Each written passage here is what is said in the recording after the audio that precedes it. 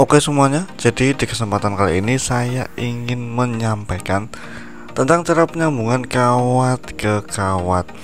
Dan untuk jumlah lilitan, ukuran kawat dan sebagainya telah tak sampaikan di kesempatan yang kemarin ya.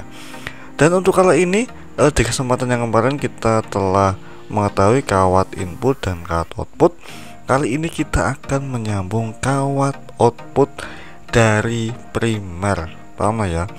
Output dan output bagian primer akan kita sambung menjadi satu. Paham lah ya? Untuk yang masih bingung untuk kawat output yang mana, kawat input yang mana, silahkan tonton video saya yang kemarin ya, tentang menggulung pompa air 4x4. Dan juga jangan lupa subscribe, bantuan subscribe-nya agar saya selalu membagikan video-video menarik tentang perbaikan pompa air, mesin cuci, dan peralatan listrik yang sering Anda gunakan di rumah. Oke, seperti itu ya. Dan ini adalah untuk kawat yang primer kita sambung menjadi satu seperti ini. Paham lah ya?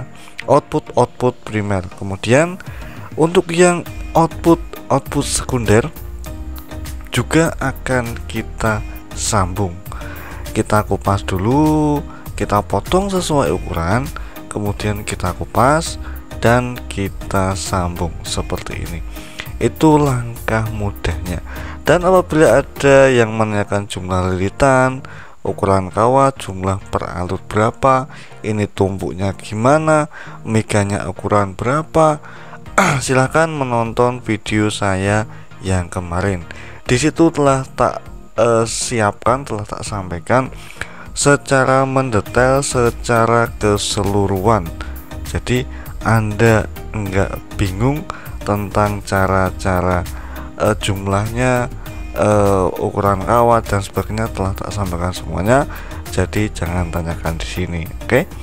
Dan seperti ini cara penyambungannya, cukup lumayan simpel dan mudah. Dan untuk kali ini kita akan mencari kamennya. Di sini telah tersedia kawat input primer dan input sekunder. Kali ini kita sambung menjadi satu ya. Kita sambung menjadi satu untuk kamennya. Kamen pada pompa air ini adalah difungsikan untuk listrik langsung ya. Jadi kabel kamen ini terhubung secara langsung ke listrik tanpa lewat kapasitor dan tanpa lewat apapun. Paham lah ya. Jadi penyambungan antara kawat primer dan kawat sekunder di sini adalah sebagai kamen. Terus kita sambung kawatnya dan kita akan mengaliri tegangan listrik 220.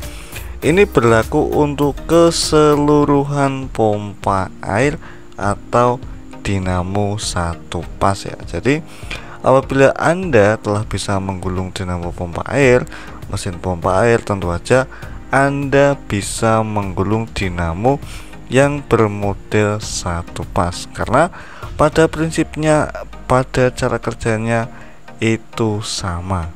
Oke, seperti itu ya. Kita sambung terlebih dahulu untuk perkabelannya, dan nanti juga akan kita solder, lalu kita pasang selongsong. Jangan lupa pakai selongsong. Dan oke, di sini tersedia dua kawat lagi, yaitu kawat yang besar atau kawat primer dan kawat yang kecil atau kawat sekunder. Untuk berapa sih ukuran kawat yang dipakai pompa air ini? Itu juga telah tersediakan di video yang lalu. Silahkan tonton ya. Dan di sini untuk kawat yang primer akan tersedia dua kawat nih, yang primer dan yang sekunder. Dan untuk yang primer di sini akan kita sambung kabel dan akan kita pasangkan untuk ke kapasitor dan untuk ke listrik. Paham lah ya? Ini sebagai running. Paham lah ya? Kapasitor dan listrik. Harap perhatikan baik-baik di sini. Yang nyambung ke kawat besar atau kawat primer itu adalah kapasitor dan listrik. Dan untuk yang terakhir, di sini tersedia kawat yang kecil atau kawat sekunder. Dan kawat sekunder ini tentu aja untuk apa itu? Untuk kapasitor atau untuk starting. Seperti itu lebih jelasnya. Mungkin Anda paham, atau mungkin Anda udah paham, atau mungkin yang belum paham, semoga lekas paham tentang cara pencarian, cara penyambungan, common, running, dan starting. Untuk itu kita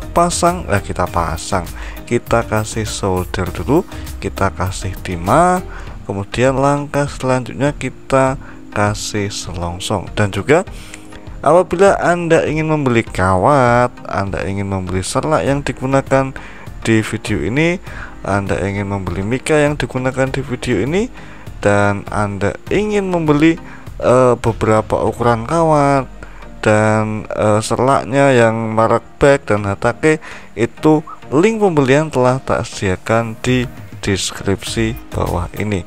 Jadi selamat mencoba, atau membeli juga boleh, nggak apa-apa. Itu tak carikan yang murah, pokoknya murah meriah. Itu kawatnya termurah se-Indonesia, seperti itu. Dan oke, langkah selanjutnya kali ini kita akan memasang selongsong dan akan kita tali seperti ini selongsongnya. Selongsong ini difungsikan sebagai isolator agar soldernya itu nggak nempel kemana-mana dan nggak bikin lecet ketika pompa air digunakan, karena adanya getaran ketika pompa air berputar. Jadi seperti itu ya, paham lah ya untuk penggunaan isolator selongsong ini. Oke, dan kita pasang isolator terlebih dahulu, kemudian akan kita pasang pembatas mika dan kita tali ya.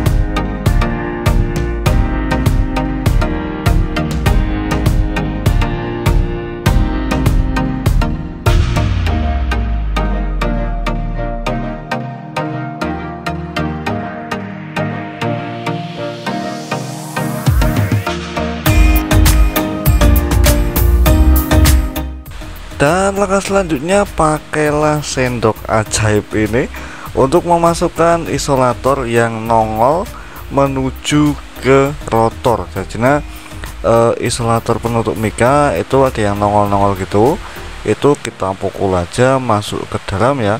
Agar apa? Agar mika penutupnya itu nggak masuk atau nggak nyangkut ketika pompa air berputar, nggak nyangkut pada rotornya, itulah ya, seperti itu. Dan kita masukkan dulu terlebih dahulu satu persatu, jangan sampai isolator penutup mika itu nongol, nanti itu akan menimbulkan bahaya yang akan menyebabkan pompa air Anda terbakar. Paham lah ya? Anda nggak harus pakai garpu seperti ini, nggak harus pakai sendok seperti ini, tapi juga pakai perlengkapan yang lain juga nggak masalah. Oke, ini sangat membantu sekali dalam proses penggulungan dinamo pompa air 128 bit ya.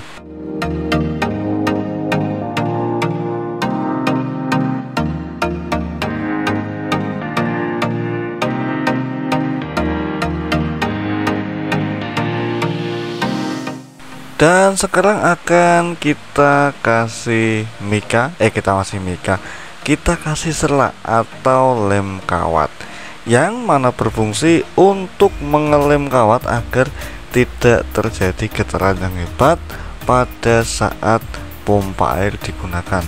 Jadi kan kalau pompa air itu berputar dengan kecepatan 3000 rpm, tentu saja akan timbul getaran-getaran yang akan menggetarkan seluruh bodi pompa air. Jadi apabila bodi pompa air bergetar, tentu saja kawat-kawat yang kurang kenceng atau kurang rapat itu bergetar. Nah, apabila kawat-kawat masing-masing bergetar, itu akan menimbulkan gesekan antar kawat. Paham lah ya? Nah, kalau udah timbul gesekan antar kawat seperti itu, maka yang akan terjadi adalah lecet pada kawat. Nah, kalau udah lecet pada kawat, maka akan terjadi yang namanya short circuit, short kawat satu sama lain. Nah, itu yang nantinya akan menimbulkan kawat panas, kemudian bot tinggi, dan pada akhirnya terbakar dan kemungkinan besar meleleh pada bagian isolator atau pada bagian mikanya. Dan kalau udah meleleh gitu, otomatis kawat akan terhubung ke bodi pompa air. Dan apa yang akan terjadi? Tentu aja pompa air Anda akan nyetrum. Kok bisa? Karena pompa teraliri arus listrik 220 volt, yang tentu aja pompa air ini terbuat dari bahan besi semuanya, dan besi itu dapat mengalirkan listrik ke air sekalipun. Jadi pentingnya pemakaian selak atau lem kawat pada pompa air itu seperti itu, agar kenceng, daya tahan panasnya cukup, dan tidak aman untuk digunakan, dan kenceng, minim getaran, dan seperti itu. Jadi hasilnya seperti ini, cukup lumayan bagus lah ya menurut saya. Dan sekian dulu hal yang bisa tak sampaikan pada kesempatan hari ini.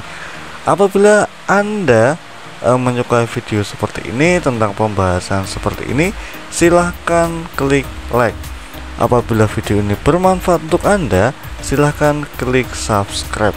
Oke, dan terima kasih atas waktu Anda telah menonton sampai sejauh ini, dan sampai jumpa di lain waktu, di lain kesempatan, karena saya akan terus dan selalu membahas perbaikan peralatan elektronik yang ada di rumah Anda dan tentu saja sering Anda gunakan.